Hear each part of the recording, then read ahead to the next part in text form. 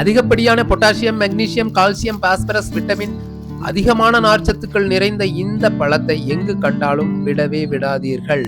அடிக்கல்லி அப்படிங்கிறாங்கல்ல, அதுக்கு இதுக்கு ஏதோ சம்மந்தம் இருக்கு, தெரிஞ்சா சொல்லுங்க. ரோட்டோரமா இந்த செடியை பார்த்து அங்க பாருங்க எவ்வளவு பழம், கிட்டத்தட்ட ஒரு 10-20 பழத்துக்கு பக்கம் இருக்கு. எப்படியாவது ஒரு 10 பழமாவது இங்க பறிச்சிடணும்னு சொல்லிட்டு இறங்குனா களத்துல முள்ளான முள்ளு இருந்தாலும் இத்தனை சத்துக்களும் இதுல நிறைஞ்சிருக்குன்னு தெரிஞ்சு அதை எப்படி நம்ம விட்டுட்டு வர முடியும்? இதையே எல்லாரும் பறிச்சு சாப்பிட மாட்டேங்கிறாங்கன்னு தெரியுமா?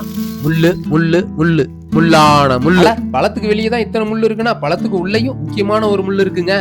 நல்ல ஒரு அருமையான பழமா இருந்துச்சுன்னா அப்படி தொட்ட உடனே டக்குன்னு வந்துடும். சூப்பர்.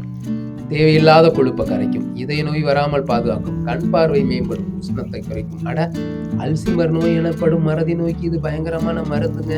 குத்துச்சு பாருங்க ஒரு சிறு முள்ளு, கடுகு சிறுத்தாலும் காரம் குறையாதுங்கிற மாதிரி குத்துன குத்துல உயிரே ஆடிருச்சுங்க. இது மாதிரி ஏகப்பட்ட முள்ளு குத்துச்சு. நான் காட்டினது ஒண்ணுதான், இதுக்கு முள்ளு பழம்னே பேர் வச்சிருக்கலாம். அசுத்தமான நீரையும் நல்ல நீரா மாத்துங்க இது. அது என்னன்னு இன்னொரு வீடியோல பார்க்கலாம். வறண்ட நிலங்கள்ல ஆடு மாடு மேய்க்கும் போது அங்க தண்ணிக்கு தாக எடுத்துச்சுன்னா வெயில்ல இந்த பழத்தை பறிச்சுதான் சாப்பிடுவாங்களாம். அந்த மாதிரி சமயத்துல உடல் சோர்வை அப்படியே போக்கி எரிஞ்சிடும். இது கரடு முரடான அப்பாக்குள்ள கண்ணியமான காதல் நிறைஞ்சிருக்கு. இந்த கரடு முரடான கள்ளிக்குள்ள எத்தனை கலங்க வைக்கும் அற்புத சக்திகள். ஒரு தத்துவம் சொல்ல விடுறாங்களான்னு பாருங்க. அதுக்குள்ள இந்த முள்ளு பழத்தையும் ஒருத்தர் ஜூஸா போட்டா இது எப்படி போடுறதுன்னு ரிலேட்டட் வீடியோல இருக்கு. அப்படியே சப்ஸ்கிரைப் பண்ணி லைக் பண்ணி ஷேர் பண்ணிட்டு போய் பாருங்க.